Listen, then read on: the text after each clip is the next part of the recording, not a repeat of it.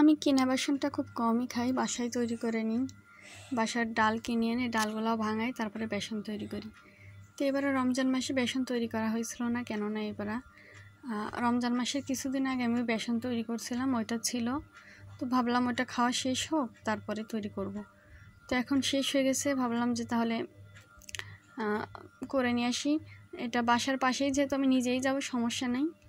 তো বাসায় 3টা ডাল ছিল, ওই 3টা ডালই আমি একসাথে মিক্স করব।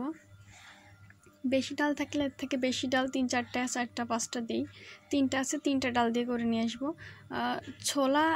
ছোলার ডাল আর ডাবলির 2টা একটু বেশি দেবো, মসুরটা কম দেব।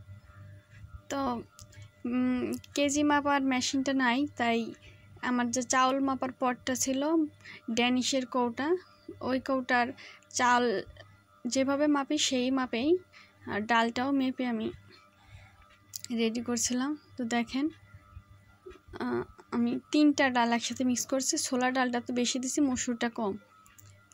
তো আমি এর আগেও এইভাবে ভাঙাইছি। এইভাবে বেসনটা তৈরি করলে আমার কাছে বেশ ভালো হয়, ফ্রেশ মনে হয়। তো বেরোচ্ছি, আমি আর মামনি দুজন মিলে যাই, বেসনটা নিয়ে আসি ভাঙিয়ে। বেশি দূরে না, দুজনে হাঁটতে হাঁটতে চলে যাব, 2-3 মিনিটের রাস্তা।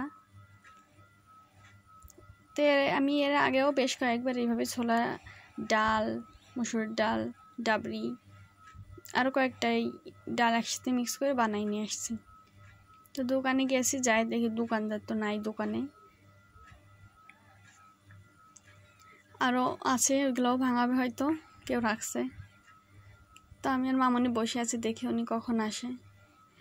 এটা ভাঙাতে সময় লাগবে না, অল্প সময় হয়ে যাবে। কখন আসে দোকানদার সে অপেক্ষায় বসে থাকে, দেখি। অনেকক্ষণ বসে থাকার পরে দোকানদার আসলো। তো প্রথমে আমার অল্প বিধায় আমারটা আগে করে দিছে, আমি নিয়ে চলে আসছি। এখন এইটাকে রোদে দেব সুন্দর করে, তারপরে সুন্দর করে টেলে ডিপ বাইরে রেখে দেবো। রোদে দিলে এটা গরম আছে, একটু বেশি ঝরঝরে হবে। আর টেলে নিলে যে একদম ফ্রেশ থাকবে, মিহি থাকবে, কোনো ঝামেলা নেই, কোনো দানা দানা থাকবে না, একদম ফ্রেশ সুন্দর। এটাই আমার রমজান মাসের পুরো মাসটাই বেসনটা দিয়ে হয়ে যাবে, ফ্রেশ বেসন।